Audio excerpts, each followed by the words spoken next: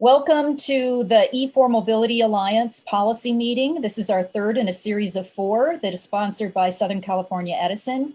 And today's meeting is Maximum Acceleration in the ZEV policy world. Welcome from the LAEDC. The Los Angeles County Economic Development Corporation is a nonprofit whose mission is to drive action in support of a reimagined Los Angeles regional economy that is growing, equitable, sustainable, resilient, and provides a healthy and high standard of living for all.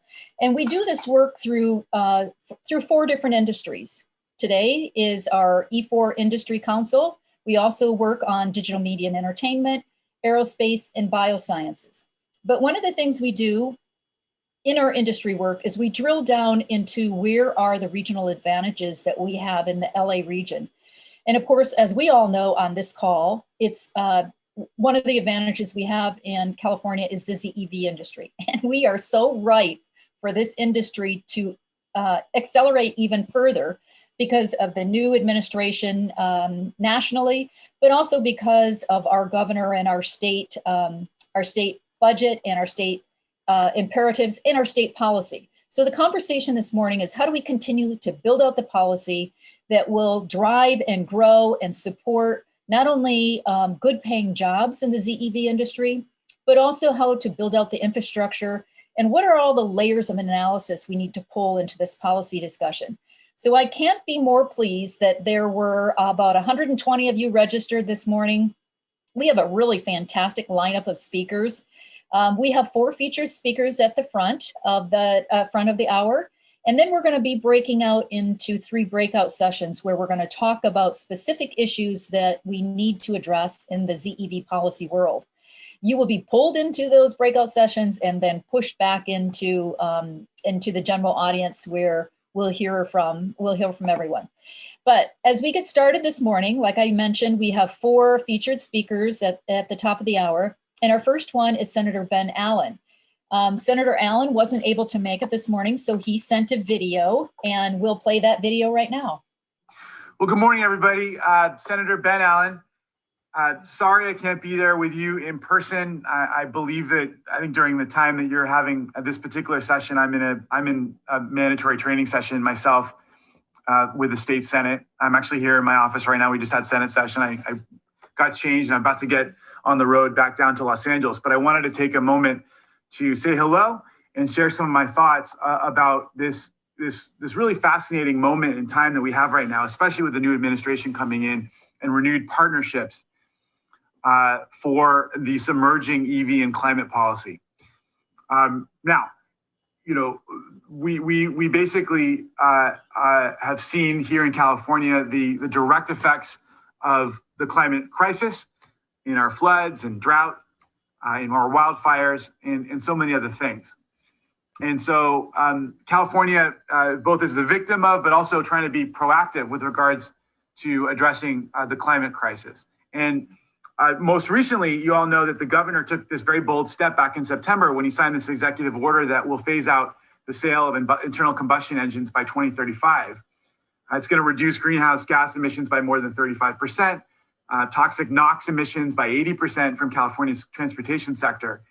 So that's very important. And in addition, the California Air Resources Board is going to develop regulations under this executive order to mandate that all operations of medium and heavy duty vehicles shall be 100% zero emission by 2045, where feasible, with the mandate going into effect by 2035 for drayage trucks. So this is certainly going to help California move forward to green and decarbonize the vehicle fleet.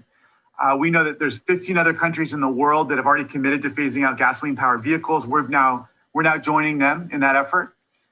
So the real question, I think, for those of us in environmental policy right now, is how do we get there by 2035? How do we get from where we are now to these 2035, 2045 goals? So it's going to involve transit funding, electric buses, passenger Zebs, more incentives to get those deployed with an emphasis on adjusting to an EV market. Obviously, it's going to involve democratizing the world of EVs and lower emissions transportation in general. And by that I mean making sure that that these technologies are things that are more accessible to a much broader portion of our population than has been previously the case. So that ensures, that has to do with, bringing the prices down, and at the same time, making sure that folks who live in multifamily dwellings, for example, have access to charging infrastructure for their EVs. So there's a lot of equity issues. There's a lot of just scale issues associated with making sure that we make this greener approach, this lower emissions approach to transportation more accessible to more people who from across our socioeconomic spectrum as a society. There's also some other things. I mean, right now I'm personally involved with an effort to try to basically help make environmentally beneficial zero emissions mass transit projects eligible for potential expedited review under CEQA. There's an expired California statute that established a process that permits certain large-scale construction project proponents to apply for environmental leadership development project certification under the law. And state law mandates that CEQA, the California Environmental Quality Act litigation, be prioritized over other civil action. But nevertheless, I'm sure some folks on this call see and know that the CEQA review process can often cause long delays. And so SB 44, my bill, could help some of those projects get truncated, more certain timelines to undergo judicial review. And that's one example of how we can help to speed up the process toward reaching the governor's goals, our broader climate goals. I certainly have a lot of optimism. I have more optimism now after Wednesday, after the inauguration of the Biden-Harris administration, that I think will act as partners with us to try to come up with legally and economically feasible paths forward for reaching our climate goals. I think that's our shared responsibility now as Californians, as guardians for the future. I have a little baby myself, and this is really personal for me. What kind of world are we going to ask his generation to inherit? And that's going to ultimately be up to all of us. So I welcome this discussion. I'm going to try to tune in a little bit later, but I certainly want to let everybody on this call know that my office has an absolutely open door to each and every one of you. We want to hear your ideas. We want to engage with you and work with you as we come up with mutually beneficial solutions to these very ambitious and important climate goals, and as California continues to play its global leadership role in this area. So thank you so much for having me participate. If you have any questions for me, for my office, please let Judy know. We'll be happy to try and answer, and we'll reach out to anyone who's asked questions in the coming days. And my staff will also be participating in the work today. So thank you so much, and looking forward to working closely with you. And thank you, Senator Allen. We'll be sure and send our thank you, and thank you to Senator Allen's staff that are on the call. We really appreciate you sending in those videos. It's really helpful to us to hear from the different legislators. And the next one is Assemblywoman Laura Friedman, who was elected in 2016. She represents the 43rd District, and one of her priorities is climate change, and also we want to hear what she is doing in the ZEV industry. And I turn the virtual floor over to you, Assemblywoman Friedman. Thank you. Hi, it's really great to see everybody. And it was nice to see my partner, Senator Ben Allen. He and I work very closely on a number of issues in the legislature. So I came to the legislature in 2016 after being in local government. I was a council member and mayor of Glendale for almost 8 years, and now represent Glendale as well as Burbank, La Crescenta, La Cañada, and then Hollywood, Silver Lake, Atwater, that area. So coming from local government definitely gives me in some ways, a different perspective than some members of the legislature about the importance of transportation and its connection to a lot of other areas, areas like housing and land use and people's quality of life and the way that they experience their communities and sometimes don't get to experience their communities. I know firsthand the impacts of large transportation projects and that they can have on local communities, as I live in a community that was cut off from access to Griffith Park by the 5 freeway. So there's a lot that being in local government has done to impact my perspective on transportation. So I come to, I've spent the last 4 years now in the legislature focusing on a lot of sustainability issues and environmental issues. And I'm known to be someone who works, very much on those larger environmental issues, as well as focusing on housing and other issues that are important to the Los Angeles region. I have, for the last year and a half, chaired the Assembly Natural Resources Committee, which has jurisdiction over CEQA, over our natural resources like our forests, CAL FIRE, air quality, CARB, lots of the areas that have a lot of impact on transportation. And then 3 weeks ago, the speaker honored me by removing me as chair of natural resources and making me chair of the transportation committee, where I get to focus much more intently on issues that have really been sticking points for the environmental community, being that the transportation sector accounts for approximately 40% of the state's carbon emissions. So California has done a really great job in a lot of areas with climate change policy. Our energy policy, I think, is really enviable and a model for the rest of the nation, and we are quickly moving to a clean energy future. I've done work on decarbonizing buildings. We've got a lot of very lofty goals with working lands in California, with all manner of sustainability initiatives. Transportation has been a more difficult area, and one where in many ways you could say we've gone in the wrong direction. Now, I'm certainly not here to talk about why that's happened. I'm speaking, I know, to a group of people that know a lot more about transportation than me, and I'll be looking to a lot of you over the next, several months to help educate me and bring me up to speed. But I can tell you that I moved over to the Transportation Committee in order to be a change agent, to really try to push California's transportation policies to be, like so many of our other policies, a model for the rest of the nation and for the rest of the world, and to figure out how we can be aspirational and make that real with our policies, with our funding, with everything that we do to make transportation be, as much of a pride for our state as so many of our other areas. So for us to meet the climate goals that we already have, we have to reduce GHGs and other pollutants from the transportation sector by, of course, heightening the transition to zero emission and low emission vehicles, but also with more investments in transit and looking at reducing vehicle miles traveled. And so I will say that, one of my main points to make for all of you is that ZEVs are part of the equation, but they are not the whole equation, because ZEVs solve a lot of our issues with emissions from vehicles, but they don't solve our problems with inefficient land use, with the amount of land we use for parking vehicles, taking up valuable real estate that could go to housing and other uses, with the quality of life issues that reliance on single vehicles has for our communities, with less healthy communities, not just from emissions, but from not having walkable and bikeable communities where people can experience their communities in a pedestrian and a human scale as opposed to a driving scale, with the scourge of traffic fatalities that we have, which have been increasing now during the COVID crisis rather than decreasing because of people taking advantage of less congested roads to drive faster and causing more deadly accidents with pedestrians and cyclists. And like Ben Allen, I am a parent of a young child. I have a 7-year-old who's running around and might make a cameo appearance here at some point, who I would love to let walk to school.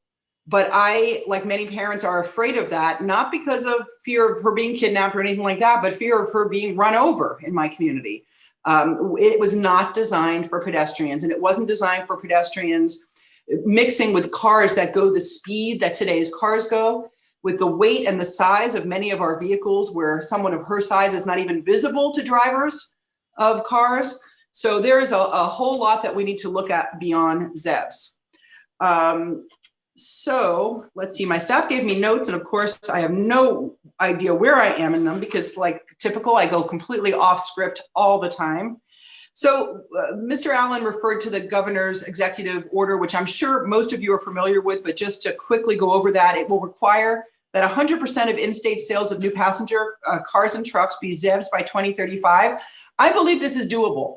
The technology is there. If we have been pushing the auto industry, years ago when we had the chance, this would be even easier to do, but it's certainly doable. It also says that 100% of medium and heavy duty vehicles in the state be ZEVs by 2045 for all operations where feasible, and by 2035 by drayage trucks. Now, this will probably be possibly a more difficult, road. And I know there's a lot of discussion about whether we should be looking at more hydrogen or clean diesel, and what really makes sense. Do you do kind of the bridging move now and move these trucks to a cleaner fuel now and make that investment and then push the ZEV part out further? Or do you just say, well, wait a few more years, keep polluting using those old trucks, and in 10 years, we'll switch you all to ZEVs? That's something I think we should all continue to have a discussion about. And then it also says that 100% of off-road vehicles and equipment operations by 2035 were feasible. I'd love for us to drop that where feasible at some point. I think that sends stronger market signals and gets those auto and manufacturers with the program a little faster, but that's what we have. So we all recognize that we're not going to achieve these goals without significant investments from the state. And it looks as though with the latest budget that Governor Newsome recognizes that and is willing to put quite a lot of investment towards ZEVs, which is really great to see. And there are currently a number of incentive programs to encourage consumers to purchase ZEVs, and we're looking at how to make those equitable and more usable for people as they replace vehicles. We also dedicate funding to zero emissions infrastructure through the Clean Transportation Program at the Energy Commission. And the renewal of that program and securitizing future revenues will provide $1 billion in funding in the near term for ZEV charging and fueling infrastructure. That's up for consideration by the legislature this year, and we'll be having a lot of those discussions over the next month. The governor's budget proposes $1.5 billion investment in zero emission vehicles and infrastructure. Now, I know that that's already somewhat contentious in the legislature as to whether that's where the money should be spent and how it should be divvied up. I will continue from my side to push for as much funding for ZEV infrastructure as possible. Our climate goals depend on it, and it's something that we have to do to make sure that consumers of all types of vehicles have the confidence to invest in these vehicles, particularly in our heavy duty sector.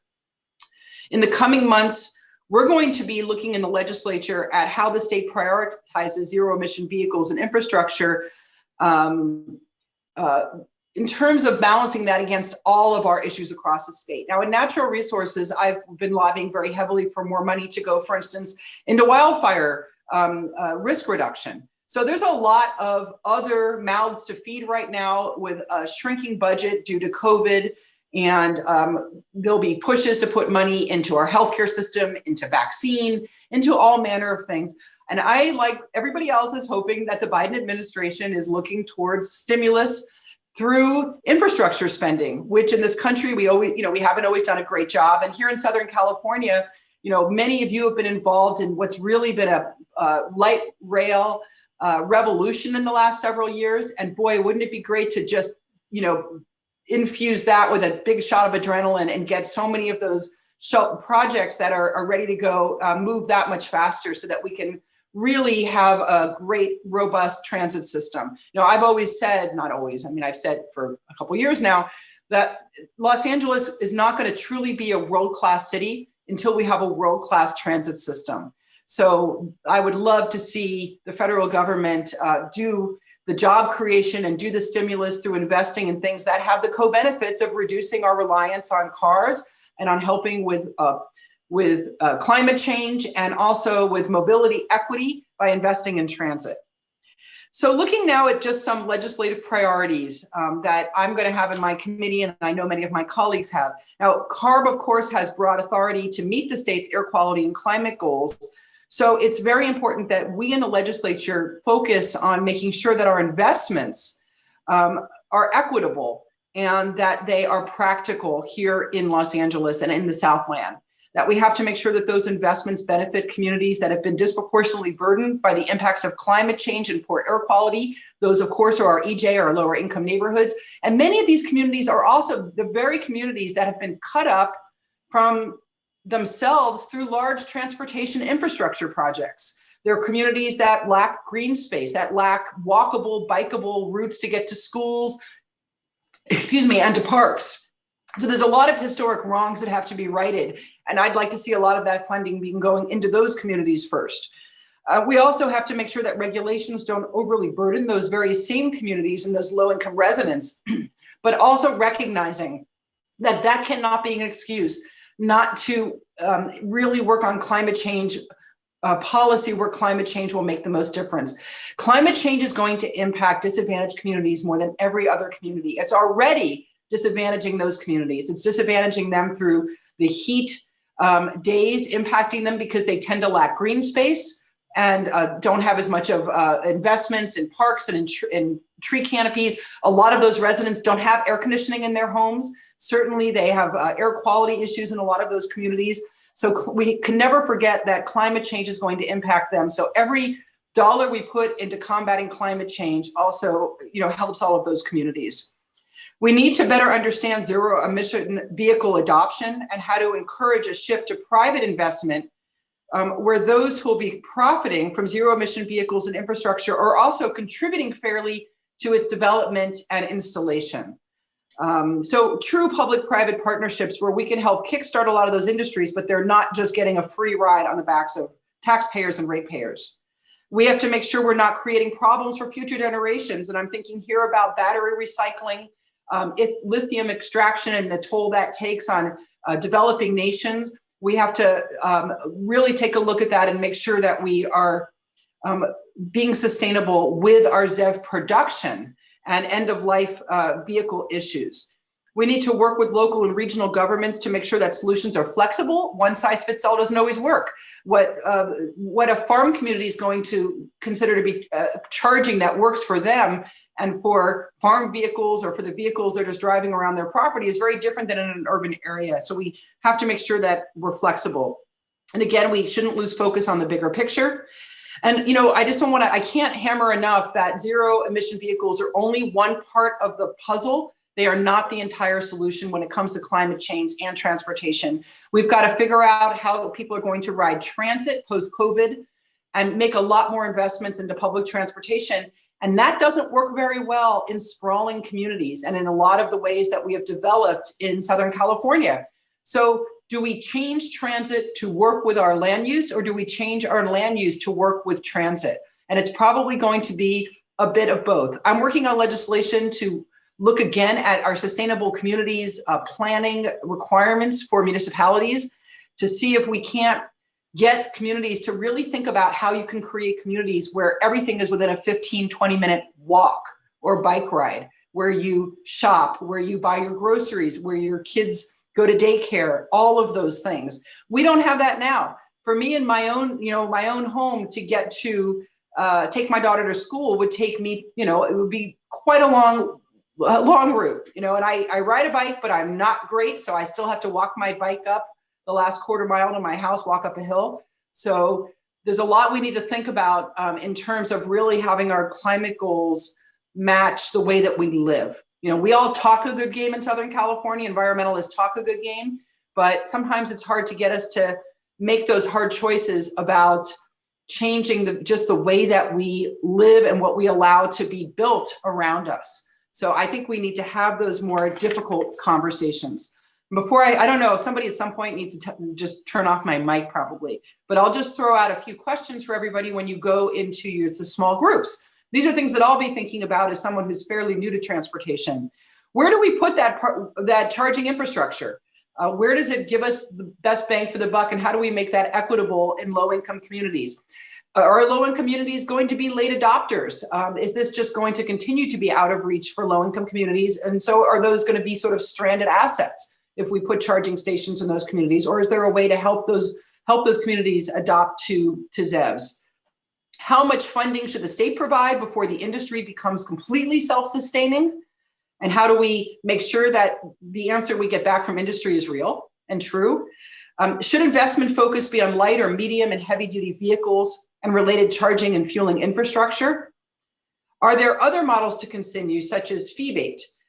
What is the best role of local government to be a partner? How do we get them to help with funding? Do we help them streamline permits for infrastructure installation? Are there enough local efforts to support and enhance alternative modes, such as creating bus only lanes? You know, and I'm going to keep trying to take everything back to transit and to active transportation, walking and biking, because I want to divide this pie up. And to me, we need at the end of the day to reduce vehicle miles traveled. We need to reduce people's reliance on cars, single occupancy cars. And I'll also throw in what the autonomous vehicle future looks like and whether that changes any of these equations. If in 10 years, it's all autonomous vehicles driving around neighborhoods with on-demand service, do we need to put ZEV charging in people's garages of their apartment buildings? Or is that just a waste of money? So how do we make sure that we're forward thinking and not just wasting a lot of money on things that in a few years are going to be obsolete, whether that's technology or infrastructure spending? So with that, I will stop talking. If anyone has any questions, I'm fine with taking them. I don't know if there's time for that. I think I will go into a breakout room for a little while until I have to jump back out again to go on the next, the never-ending Zoom cycle. And thank you so much for inviting me to be here. I'm so excited to work with all of you and to get to know those of you who I don't know. I need a lot of education. Don't ever think that I know something or that you'll embarrass me by telling me something, because I love to learn and look forward to learning from all of you. So thank you. Thank you, Assemblywoman Friedman. We really appreciate that. Great overview. And if we can, we can take questions and send them to your office through your staff. So we're happy to do that as well. We're going to move right on to, I'm going to introduce Chairwoman and Commissioner of the California Transportation Commission, Hillary Norton. She is also Executive Director of FastLink DTLA. Hillary. Well, thank you. And I just want to say how grateful I am that LAEDC is putting on this panel, because I think it is so important that we really get to what the future looks like and how we're going to achieve it together.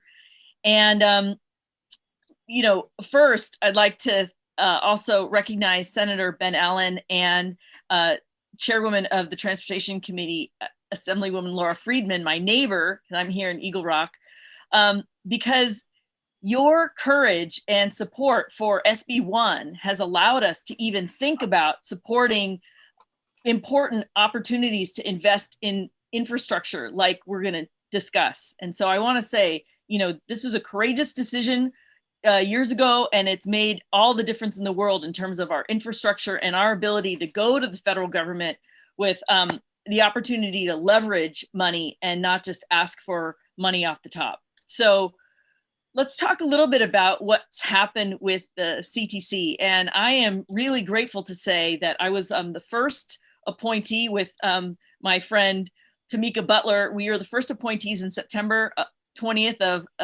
2019 to the CTC.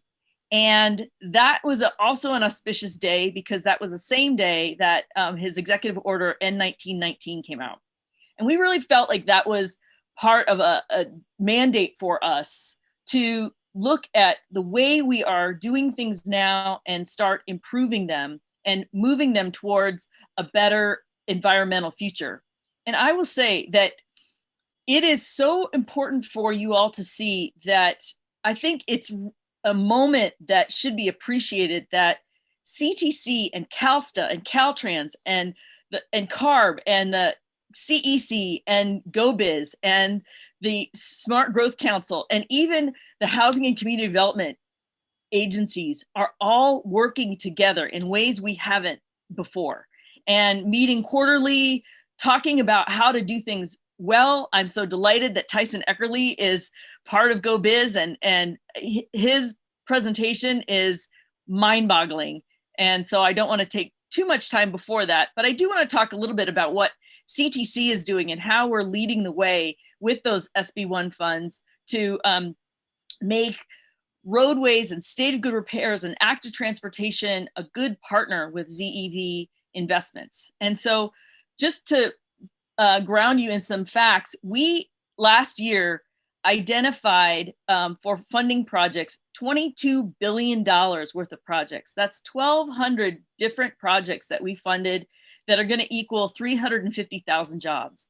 And it is really necessary for us to realize that the more that we get the economy working at its top performance, the better it is for funds for EV mobility. And the reason is that many funds cannot be used for operational funds, but when you can have increased sales tax and you can then put that towards operations for EV buses, for rail, for the express lanes, those are the ways that we're going to actually get more money into operations and partner with the great ask we are making of the federal government to invest in EV transit. It's important to also know that we are funding in this last round. We've been funding things like managed lanes, which have been the source of ZEV personal vehicle investments because people want to travel on those lanes. But also, those managed lanes have been a direct funding source for high quality buses. And I'm proud to say that the Silver Line is going to go all electric vehicles. We're working on a bus rapid transit funding package that is going to unite Pasadena, Eagle Rock, Burbank, and Glendale with EV buses. We funded the 105 freeway with an opportunity for more EV bus travel. And just know that our commission, all of our commissioners are committed to seeing new mobility and cleaner mobility. And especially I want to thank our Dr.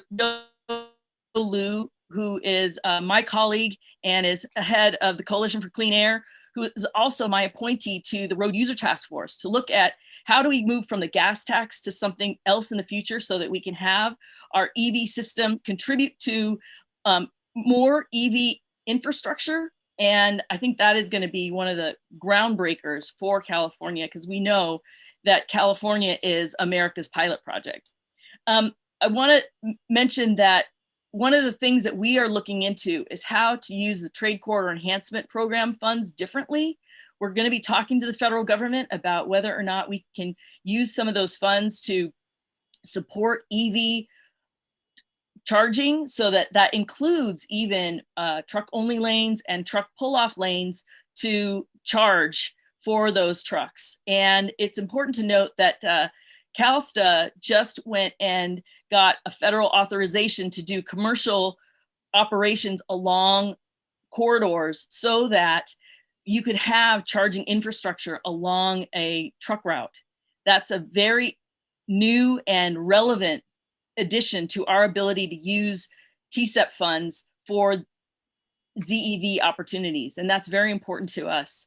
I would also say that in my day job at FastLink DTLA, what we're working on as part of the Transportation Management Organization is connecting up EV bus, EV microtransit, EV rail, a future EV streetcar, and active transportation in one of the biggest opportunities to live out what Assemblywoman Friedman was talking about, which is high density development, equitable development supported by high quality transit. And so downtown, even though it's 1% of the city of LA's land, is going to have 30% of its future development. And that's where we are really going to see it play out, how we can move differently, move us away from cars. FastLink DTLA's goal is to have a 75% reduction in single occupancy driving by 2030, which is doable if we move to these other options. I think it's also important that we talk about some technological opportunities that are going to be important for ZEV proliferations. One is that not only do managed lanes give us the opportunity to look at incentivizing EV purchases and EV operations, but now with the ability to look at cordon pricing and to support where we are going to improve the roadways and bring them up to state of good repair, give this roadway network a value high enough so that people are going to continue to pay to use those and incentivize people to use EV vehicles as a way of reducing their payment and driving differently. And UCLA did a study that said that those managed lanes and the ability to operate in high occupancy lanes for free were a reason for 3/4 of the purchases of EV vehicles in California. Those incentives are meaningful and they don't require necessarily money. They require the knowledge that you're going to have the most efficient ride. And now we're working with EV microtransit to make sure that those cars can be carpools, they can be microtransit with passengers, et cetera, so we can have the most efficiency out of those rides as well. We are very proud this year with the CTC that we are going to be doing these equity listening sessions. And I want to thank Chairwoman Friedman for really laying that groundwork to talk about where are we going to look at the places where communities have been harmed, where do we need to focus our investments so that the very communities that are experiencing the challenges to air quality are the first that get invested in opportunities for EV travel in any form, especially the opportunity to own EV vehicles and travel with EV buses. And in order to do that, we need to look at something very important, and that's what we would like to partner with the federal government and the private sector. And that is that we absolutely need to grow the grid. We have to look at what our current grid capacity is. And if we are going to have high quality development, if we are going to have multiple modes that require EV charging, including, for example, in downtown, an aerial tram, we need to look at our grid resiliency. And I want to thank the Biden administration for already working so hard to increase capacity. LA Clean Tech Incubator has also looked at asking for an enormous amount of money just to make sure that we have that grid security and grid enhancement. And the CTC funds can then go towards road improvements after the grid is laid down. And I think that is really important, that partnership, so that we can look at improving state of grid repair, improving grid efficiency, improving grid quality, and making sure that we are addressing places in communities that are already grid insecure and that do not have enough broadband, to make sure that we can get as much as we possibly can to right the wrongs of disinvestment and inequities in California. Finally, I would just say a few things about making sure that we invest also in technology, so that there are communities that we talked about, and equity communities that can't yet have their homes or apartment buildings be the host for EV charging. And that is true in a lot of communities. The house I live in here is going to be 100 years old in 2028. Having more opportunities for vehicle charging that goes with solar panels, while not only having to purchase a Tesla to do it, that is going to be a great job creator. It's also going to help reduce people's overall utility costs, but it can help charge zero emission vehicles without having to completely rewire a house, which is very, very expensive. So we are looking at all of these opportunities and partnering together. And I would just say that if there's ever a year to get this done, ever a year to run the table, as they say, 2021 is absolutely that year. And we and the entire CTC Commission are looking forward to being your partner in all the ways that we can in order to increase ZEV proliferation and make sure that you are running ZEVs on the highest quality roads we can provide. Thank you very much. Thank you, Chairwoman. We appreciate those comments, and we're going to move right along, and I'll introduce the Deputy Director of the ZEV Market Office at GoBiz, Tyson Eckerly. Tyson. All right. Well, thank you. Thanks very much. I'm very excited to be here for a whole lot of reasons, but I think these discussions already, I could probably structure my talk just on responding to everything and go. So it's a lot of great collaboration. Thank you, for Senator Allen's video. Thank you, Assemblymember Friedman. We're very excited to have you. Focus on transportation. Chairwoman Norton, it was great to see you here too as well. And so anyhow, there's a lot of great energy here. And so I think, I wanted to start off with Governor Newsom's executive order targets. The senator and assembly member went over those.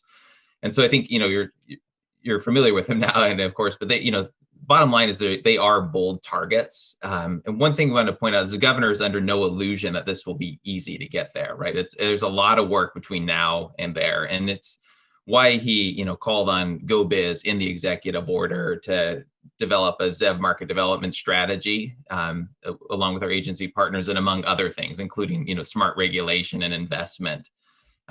It's also why he proposed that $1.5 billion in ZEV-related investment, this year in the budget. We heard some talk about that too. And, both the ZEV strategy and the budget, they dovetail together. But you've heard two words already come up in the presentations, but they're really focused on enabling scale, because we have to scale to get there, and delivering equity, right? Equal access. So like, you just look at a quick sketch of the budget, the $1 billion towards the infrastructure. The thinking behind that is infrastructure can be leveraged and used by multiple people over multiple years. So it's, looking at charging and fueling, which is really great. One thing I wanted to point out that hasn't really been brought up yet. So there's grant funding, there's rebate style funding, but what we're really trying to do is look for opportunities to shift that funding into financing as much as possible, right? Bridging the gap between that original, where you need grant funding to go to where you can get private capital. So one of the concepts that was passed last year in the budget but not funded was the Climate Catalyst Fund. And we're looking for opportunities to direct some of that money into the Catalyst Fund, which would help securitize and bring down the cost of private financing for those investments. If you look at the vehicle side, the vehicle programs, we focus in a lot on like Clean Cars for All. So it's trying to bring access to those the priority populations that we're after. It's also, focus on HVIP and core, all those big vehicles that, we affectionately call them big ZEVs, that create the biggest emissions and have the biggest impact on the local communities. And so now I want to shift gears a little bit into the ZEV strategy itself, and that we're targeting the release, it's due here at the end of this month. And so, we'll probably release it here right at the start of February. And really at its core, what the ZEV strategy is a bet on people, right? It's that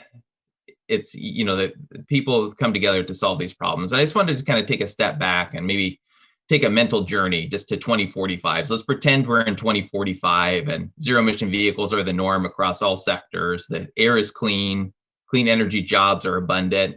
You can see the Los Angeles skyline from anywhere on basically any day, which is, really great. And if you sit there in 2045 and then take a look back from that point and like how we got there, right? And my prediction is that each of you on this call and many more will have played a pivotal role in getting there.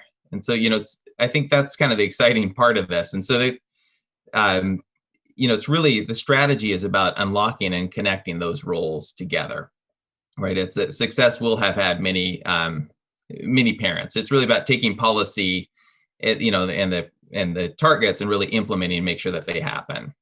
So I wasn't going to go into a ton of detail here, but I did want to kind of share the framework of the strategy, and you'll be able to see it in the document. And there's a draft we have out there too, if you want to go out to the website. But before getting there, I think Assemblymember Friedman, you brought up the VMT reduction and the importance there. And I want to make sure that we set the context. So within that strategy, we called out that context explicitly, like VMT reduction is goal number one, but we have to have zero emission vehicle options. So that's really what the focus of this document is. Okay, making sure that for the places where you can't get people out of vehicles or off freight, then we have a ZEV solution for it.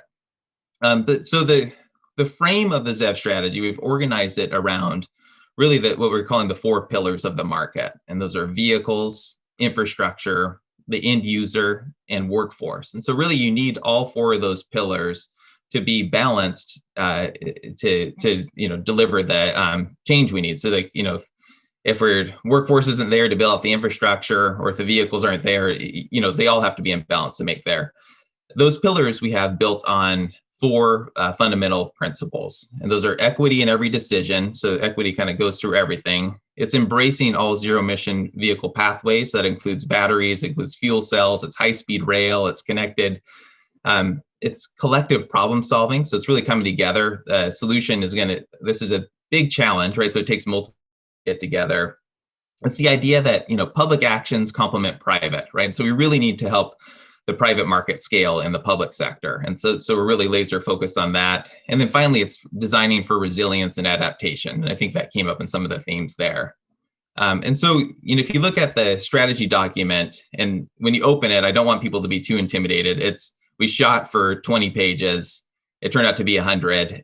which is, typical with a government document. But if you read the first 20 pages, that's good enough. And then the rest is all appendices. So just so make sure you're not super intimidated when it comes out. But essentially what it does is it lays out objectives for each agency and stakeholder group to help deliver and move those four and really construct those 4 pillars of the market.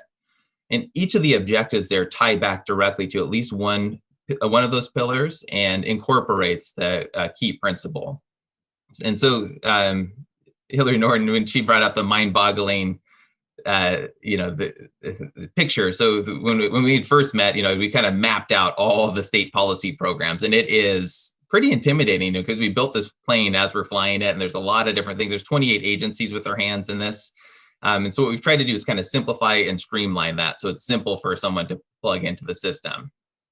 So really, kind of taking that high-minded, so the objectives, we have the pillars and the principles, and really our focus now is on operationalizing the strategy. And so we'll have a website that will help communicate things. Each agency will be submitting a very brief action plan, which kind of talks about under each objective, what are the tactics we're going to use to help advance that this year. So that's kind of, stuff like permit streamlining and stuff like interconnection. It's the, aligning funding across all the different agencies. Then we'll also have pillar priority documents. So what is our focus as a collective, not just state agencies that go for, collective action to help advance vehicles, infrastructure, end users, and workforce. And then finally, we'll have a metrics portal that measures our progress explicitly against those columns and against the outcomes we're looking for, reduce greenhouse gas emissions, increased access to mobility, increased air quality, jobs, economic development. And then just to keep in mind, this is a first step. We're always looking for improvement, and it's an iterative process. So we need your input, and we're always looking to ways to make it better. In the document, let's close out, we equate GoBiz's role as a head coach, right? And I think it's intentional because it fundamentally is a team sport. And I think, of course, there's healthy competition like within a team to help, but if we work together, I think it's really the objective is in the need for internal combustion. And, that healthy competition and collaboration imagery, that, it's really what makes the system stronger. And so just want to be on the lookout. The document will be coming out soon. You can go to our GoBiz website and sign up for the mailing list. And it really is just a first step. And now it's really on to implementation. It's focusing on the governor's budget, making sure we can, set up the system so we bring in more capital and really get to scale and equitable market development. So I definitely appreciate the opportunity and look forward to ongoing conversations with a lot of work ahead. And thank you, Tyson. If I could relabel you, it would be our state ZEV czar. So I think you've got a pretty awesome action plan. We all got a chance to review a couple weeks ago, and I'm looking forward to collaborating with you on that, as well as Chairwoman Norton and Assemblywoman Friedman. Thank you so much. I appreciate all of this great content. This is really helpful because, the goal of this morning is to bring the discussion forward and layer on all the discussion we've had over the last year or so. As you know, our LAEDC ZEV report was released almost a year ago now. In it, it has great content about policy, about jobs, about industry cluster growth. And what I love is that all of us are so intentional about how do we bring in equity, environmental equity, transportation equity, all of the equity questions we need to bring and solutions we need to bring in the next year or 2, 5 years, 10 years, and planning for that. And what's the policy behind that? So all of this is just fantastic conversation.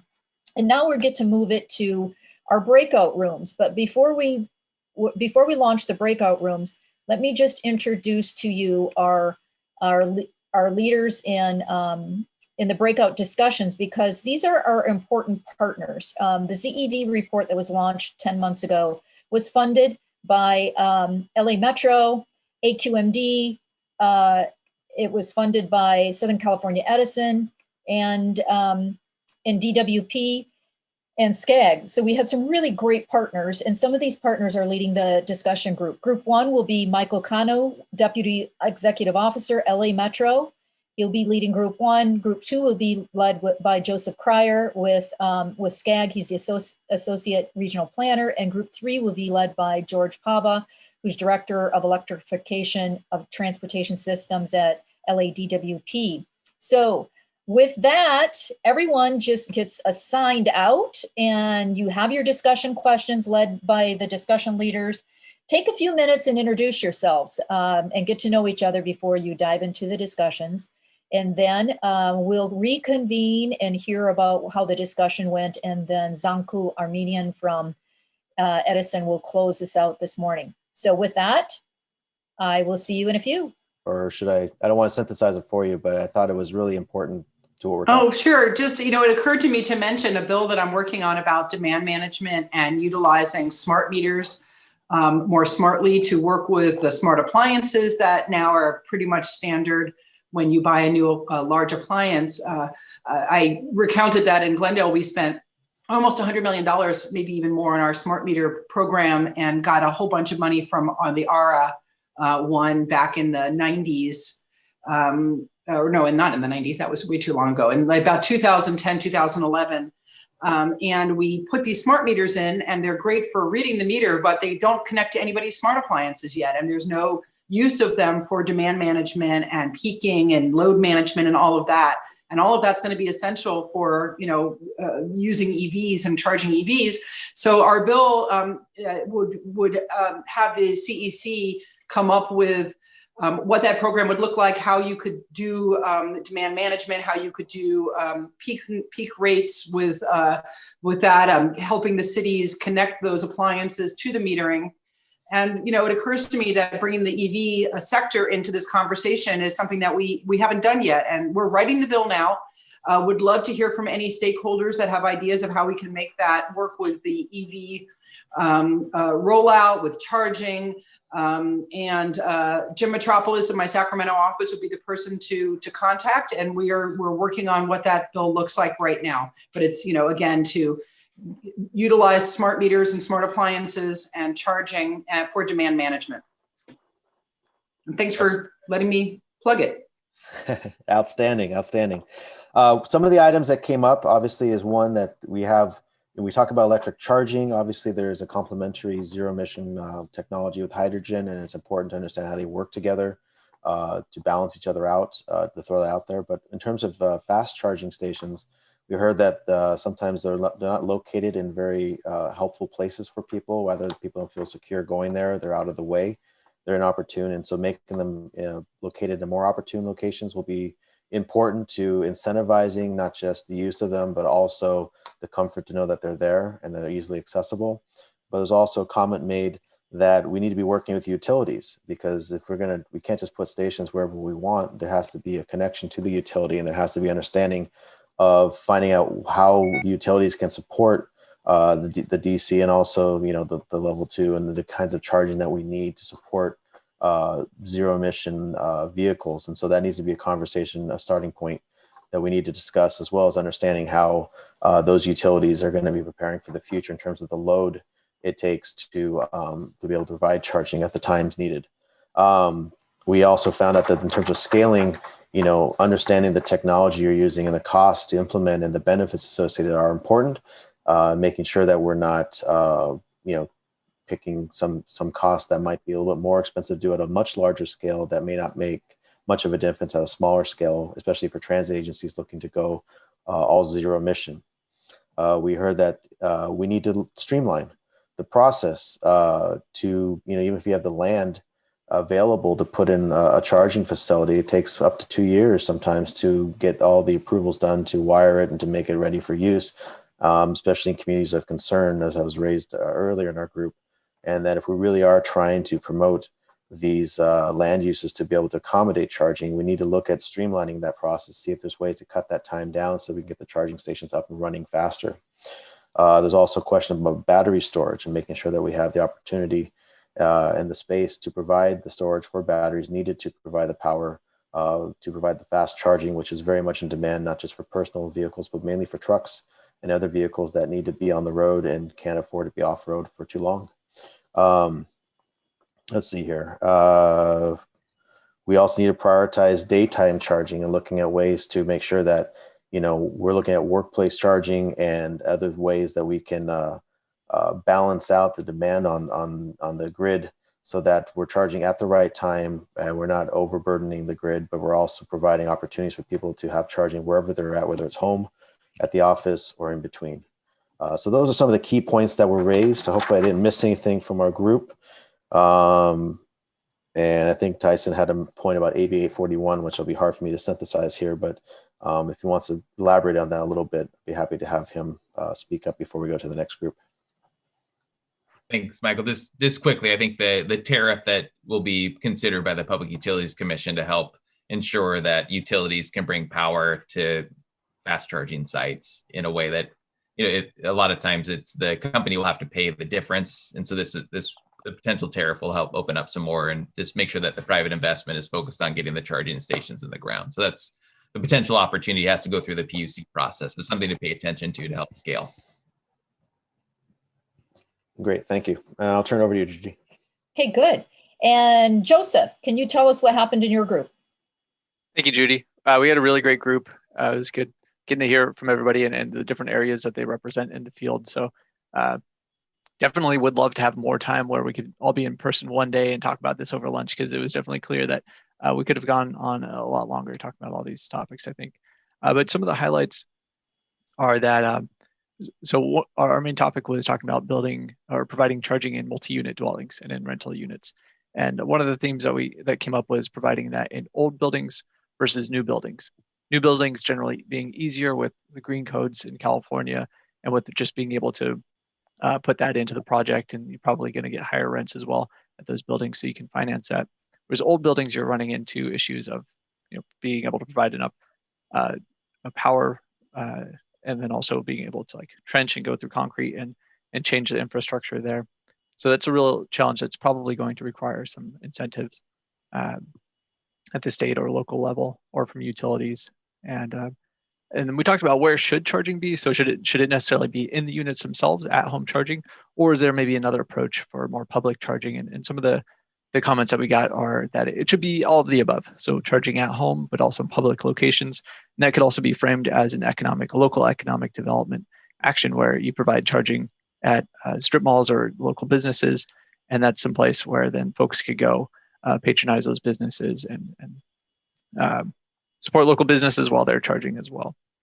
One thing that was mentioned as a way to get more charging in multi-unit dwellings was potentially charging on carports, where you potentially provide solar panels on top of those carports. So really entirely green solution there, providing the charging, the power production on site, and then the charging too. So that would be a really great thing to have at MUDs. And then comments about about needing to incentivize building owners, especially at existing buildings, to provide grants or tax incentives, or even working with the renters themselves of giving them reduced rates for electricity so that they're more incentivized to then charge at home or get their landlords to allow them to install charging. And then a couple comments about shared vehicles. I think this kind of goes back to Assemblymember Friedman's point about how we need to be thinking about the future. And one of those future ideas is more shared vehicles. So, and getting more towards that VMT reduction, reducing our land that's dedicated to vehicles. So appreciate our group members who provided those ideas. And finally, two more points is also we need to be thinking, kind of as Tyson mentioned, holistically about zero emission vehicles, and not necessarily just about charging, but also about hydrogen and how that can be a way to provide with fewer investment points, provide fueling for many more people. And final point that I want to leave off on is another one of the pillars from Tyson that Tyson mentioned is workforce development and education, and a need to find funding for that so that we can educate our permitting technicians at cities so that they know how to get this infrastructure in place quickly without delays, and our contractors as well, so that we have a workforce that can put this infrastructure in the ground. So a lot in there. Thank you for letting me summarize that for you all. And thank you to my members of my group. Thanks, Judy. All right. Thank you, Joseph. And George, you're next. First of all, the question was, how do we get used EVs or affordable usage models for communities with more modest means? And one of the main themes that came out was before we can even tackle that, we had to look at the infrastructure, the EV charging, public shared infrastructure, especially with multi-unit dwellings. And so things that came out from it there was that we should look at, there's really a lot of ways to look at it. I think the more options there are, the better it is, because each community is unique. And so the solution may be different from various communities. So one of the things that we looked at is potentially charging plazas in utilities, payment centers, curbside charging if it's feasible. Looking at light pole charging, because there's a lot of light poles, obviously, within the city and within the county. Also, looking at shared mobility. We in LA, we have Blue Car LA. Similar models like that would also be helpful.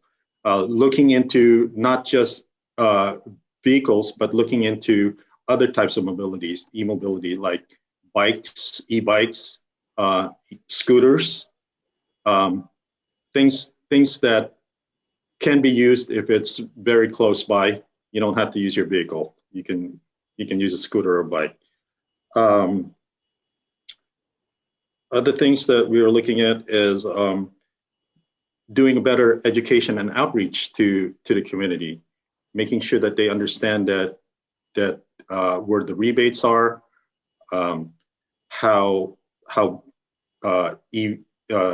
ZEVs are cheaper in the long run as far as maintenance, as far as cost for charging. And then the other thing too is rebates. That's the issue. If it's confusing, there's so many places that you can get to get rebates. So one of my last points, and I think we got cut off, was that Bellows, which is an organization which advocates for electric vehicles, they recently announced that they'll be beginning a site where you can do a one-stop rebate. You input all your information, and the software will do all the rebate applications for you. Not sure when that's going to happen, but that'd be great, because obviously if it's one stop, then it's less confusion everywhere. I'm not sure if there's anything else that I failed to mention. Can someone in for my group chime in? I think that was a pretty good summary, Okay. George. Thank you so much. So we are going to finish up our Policy Council meeting, and I'm going to introduce Zanku Armenian, who is Director of Public Affairs and Corporate Communications at Southern California Edison. And I want to say a huge thank you to everyone who participated, our keynote speakers, our panelists, or our folks who led the work or the breakout sessions, and also for Southern California Edison for sponsoring these series of policy discussions. We have one more with Southern California Edison coming up either next month or in March. And but with that, thank you all for attending. And Zanku, would you please give us some closing remarks? Sure. Thank you, Judy, and thank you, everyone. First, I want to thank Judy and the team at LAEDC for hosting another great discussion as we all work together to accelerate the transition to ZEVs. Also want to thank Senator Ben Allen, Assembly Member Laura Friedman, who's my Assembly member. I'm a constituent of hers. Hillary Norton, who I think is also a constituent of Laura's, and Tyson Eckerly for their participation and remarks today.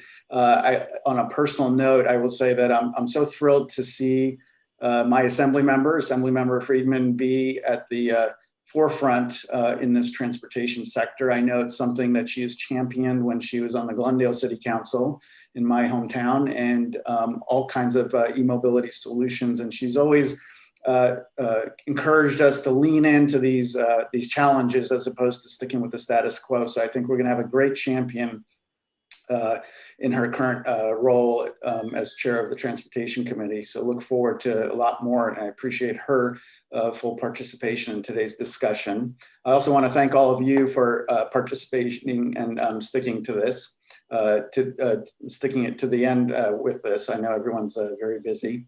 I was heartened to hear the holistic approach that Assemblymember Friedman outlined in dealing with the state's transportation and climate issues, because these are intersecting issues for our state. At SCE, we're leading the transformation of how energy is produced and, at the end of the day, used to confront the climate crisis we face.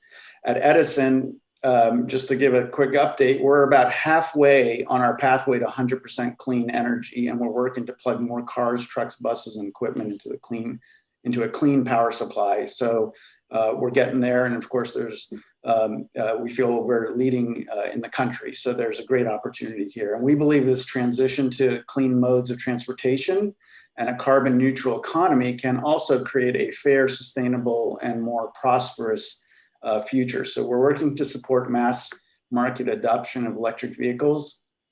California is a huge vehicle market and will set the stage and the path for the rest of the country.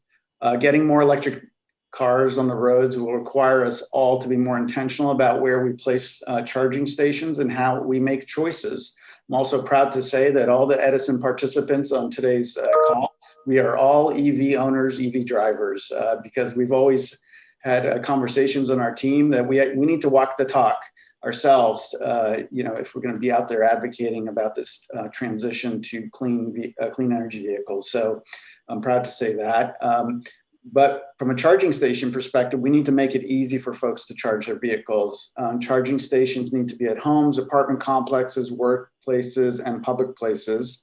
And as mentioned in one of the breakout reports, the big challenge, I think, particularly in Southern California, is going to be multi-unit dwellings and how we get charging infrastructure into those existing multi-unit dwellings. It's a lot easier to design things on the front end when communities are being built from scratch, but we all know that Southern California particularly is already built up, and so getting that into the multi-unit dwellings is going to be important. We're working to deploy new charging stations across SoCal through various programs, but most recently it includes our Charge Ready 2 program. Some of you may be familiar with it, but essentially this will be launching in the third quarter of this year with the goal of supporting and installing about 38,000 charging ports across our service territory over the next 4 years.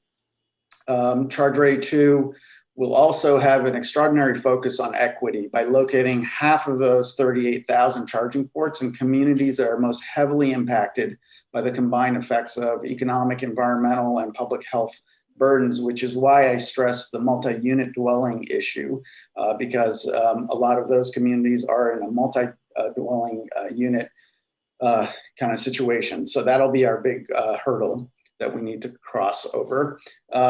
But while we talk about light duty vehicles, it's important to note that medium and heavy duty vehicles are the largest sources of air pollution. So electrifying those fleets will lead to greater gains in air pollution reduction. And so that's why we have programs around those as well, which include buses and heavy duty transport. And I saw in the chat, someone was mentioning the I-710 corridor. I mean, those are all things that we look at as we think about, for example, the 35 or 38 communities across along that corridor that are very heavily impacted from a health perspective because of the cargo traffic that comes from our ports and goes towards the Inland Empire. So that's a huge area of focus as well. And when, not if, we're successful, we believe this transition to ZEVs will be an economic engine for our region and for California, creating thousands of good paying skilled jobs. We've already seen how this takes shape. Judy will remember, not too long ago, a report was released by LAEDC last year before the pandemic, which found that the electric vehicle industry in Southern California employed already almost 120,000 workers with an average annual wage of $80,000. So that we're off to a good start, and there's a lot of potential there. In addition to jobs in electric vehicle manufacturing, there's also electric vehicle repair and maintenance. And we think all will see this job growth in resource development, grid construction, and energy management, which kind of all flows off of some of the other issues. One of the breakout groups noted about the important role of the utilities in making sure we've got the infrastructure to support this sort of transition. So it's a tremendous opportunity. And a couple more things I'd like to highlight before I wrap up is in President Biden, we now have a willing partner. And I don't mean to make this a partisan discussion, but the reality is that in his first day in office, he is already rejoining the Paris Climate Agreement and once again allowing California to set its own tailpipe emission standards. And we can therefore turn the page and begin to confront the bigger challenges before us. Whereas before we had some headwinds on that front from the federal government perspective. And then Governor Newsome's budget proposal dedicating $1.5 billion to help more Californians purchase ZEVs, coupled with investments in ZEV charging and fueling infrastructure, is another very promising development this year that comes at an interesting timing between those two on the federal and the state level. But a lot of work remains. You all noted it in many of the discussion points that you brought up.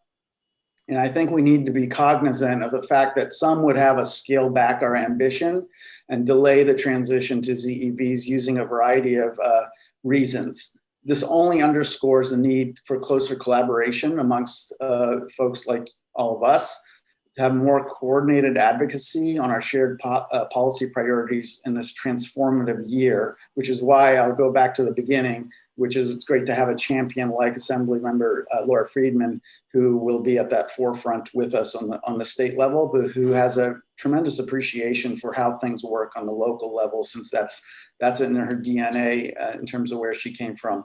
So I'll conclude by saying I hope you will all consider Southern California Edison as a willing partner on these issues we discussed today. There's a lot of work that lies ahead. There's a lot of challenges, but we're up for it, and we should all lean in on these challenges together to tackle them, because I think now we've got a great alignment of many different things on the federal, state, and local levels that can allow us to make tremendous progress in this area, something we all need. Thank you, Judy. Thank you, Zanku. And thank you, everyone. Look for an email that will be coming soon about our fourth in the series of policy discussions. But have a great Friday, have a great weekend, and see you later. Bye-bye.